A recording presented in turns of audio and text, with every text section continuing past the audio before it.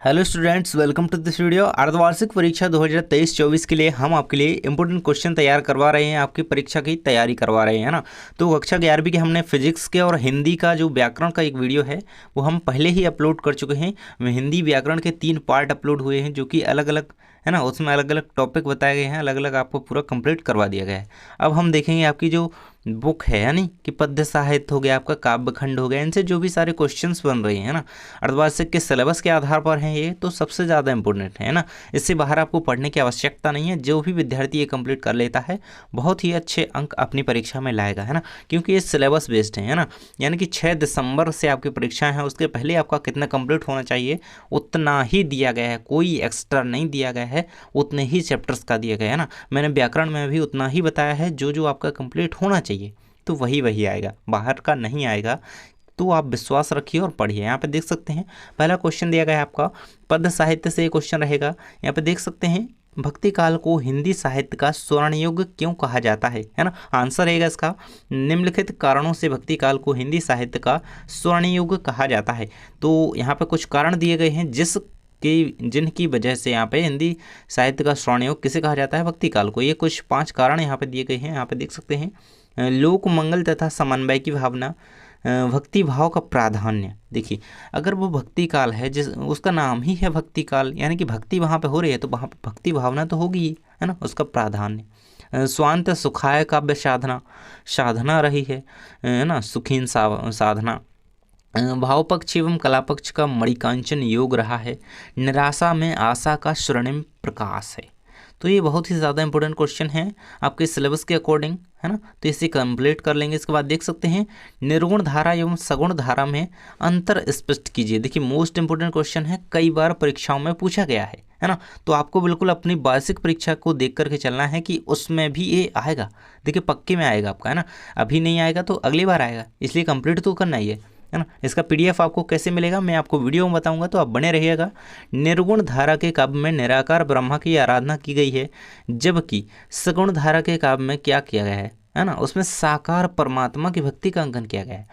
निर्गुण में निराकार, देखिए ना से याद रखिए, निर्गुण में निराकार, सगुण में साकार, सगुण का सा है, साकार का सा है ना। तो ऐसे आप ये एक अंतर तो ऐसे याद कर सकते। देखिए सेकंड अंतर रहेगा आपका, निर्गुण धारा के कवियों ने जाति पाति रूढ़ियों का विरोध कर समाज सुधार पर बल दिया है, जबकि सगुण भक्ति धारा के कवियों ने भगवान श्री राम और श्री कृष्ण के लोक रंजक रूपों का वर्णन करके लोक मंगल पर बल दिया है। देखिए समाज सुधार हो या लोक मंगल, कार्य तो एक ही है ना, लोगों के लिए ही कार्य हो रहा है। बस इसमें क्या है, इसमें जाति पाति का पूरा तरह से विरोध किया गया है, किसमें, निर्गुण भक्ति धारा में। जबकि सगुण भक्ति धारा में भगवान श्री राम और कृष्ण के जो लोक रूप थे, लोक रंजक रूप थे, उनका वर्णन करके लोक मंगल की ओर बल दिया गया है, ऐसा कहा जा रहा है।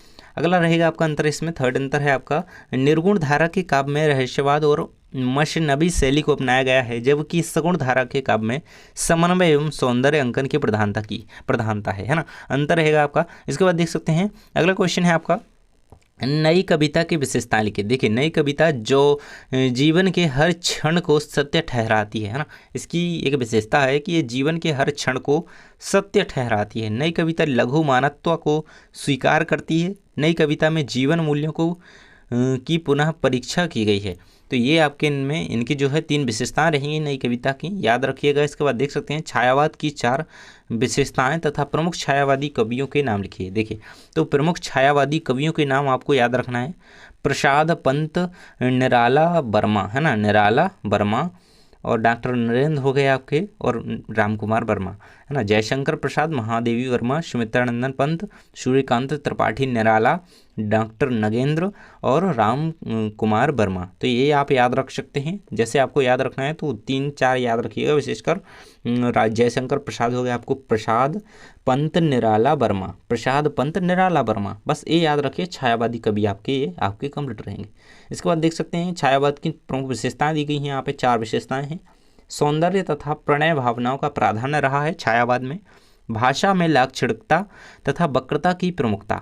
ब्रह्मार्थ निरूपण के स्थान पर स्वानुभूति निरूपण को प्रमुखता दी गई है। प्रकृति का सजीव सत्य के रूप में चित्रण, है ना, प्रकृति का जो है वर्णन किया गया है जैसे कि आपको पता है कि पंत यानी कि सुमित्रा नंदन पंत जो है एक प्रकृति के सुकुमार कवि कहे जाते हैं, है ना।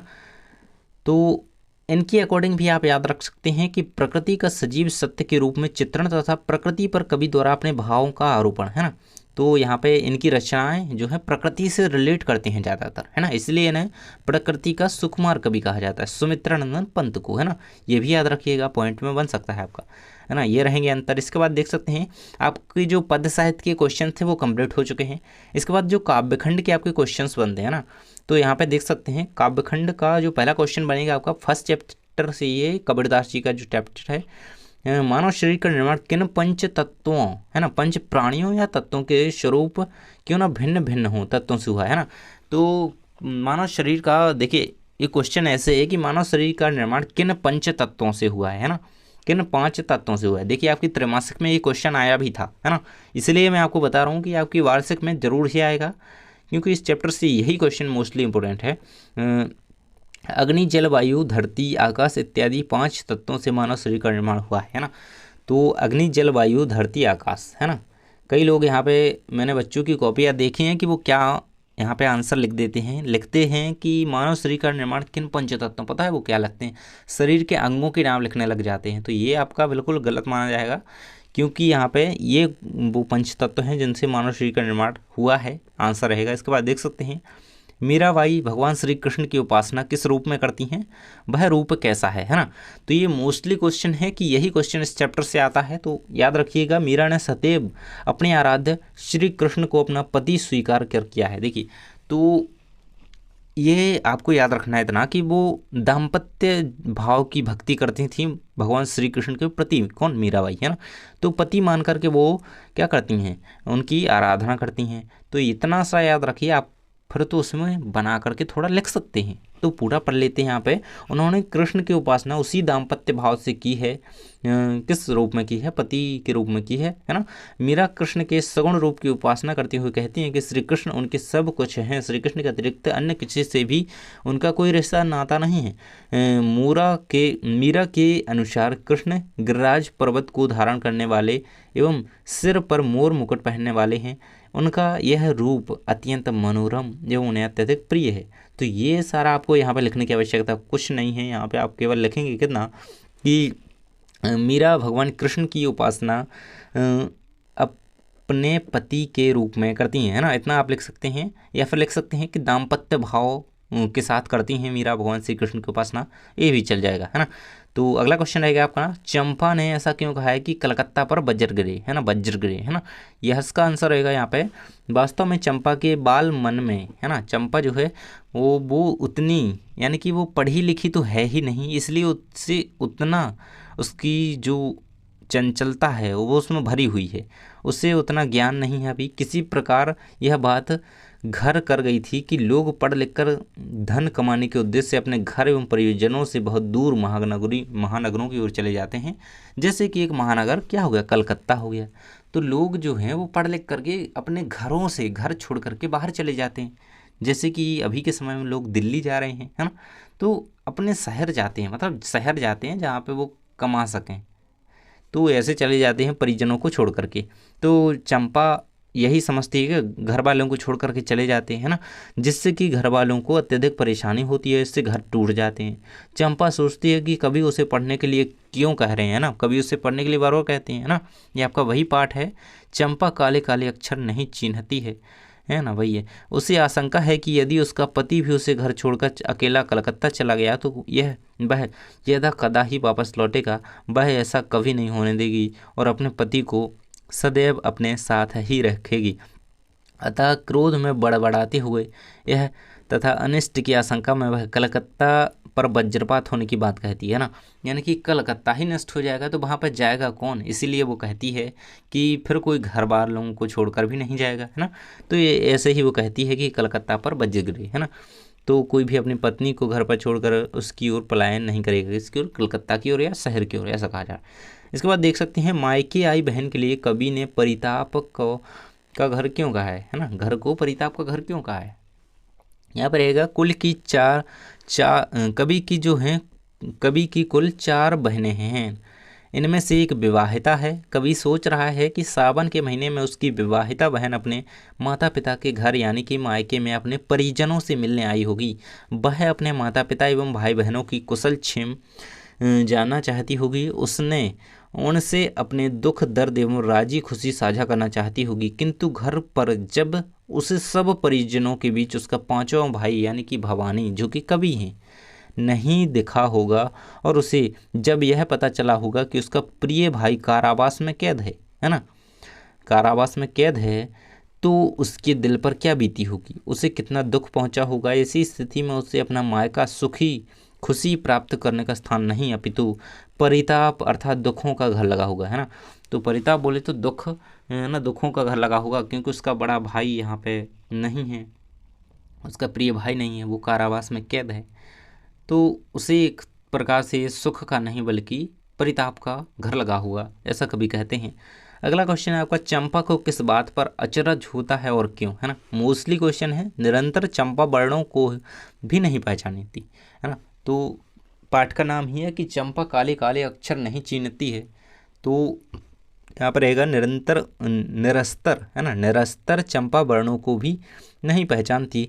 जब कवि लिखते पढ़ते समय अक्षरों को पढ़कर गाते अथवा बोलते हैं तो चंपा को गहरा आश्चर्य होता है, बस समझ नहीं पाती कि कागज पर अंकित इन काले काले अक्षरों से ये ध्वनि कहाँ से आती है और कवि उन्हें अपने स्वर में कैसे बोल लेते हैं। इसी कारण वह कवि के मुख से निकले स्वरों और कागज में छिपे काले चिन्हों के मध्य संबंध को देखकर आश्चर्यचकित एवं विस्मित हो जाती है। देखिए सीधी सी बात है, आपको इसका आंसर कैसे लिखना है।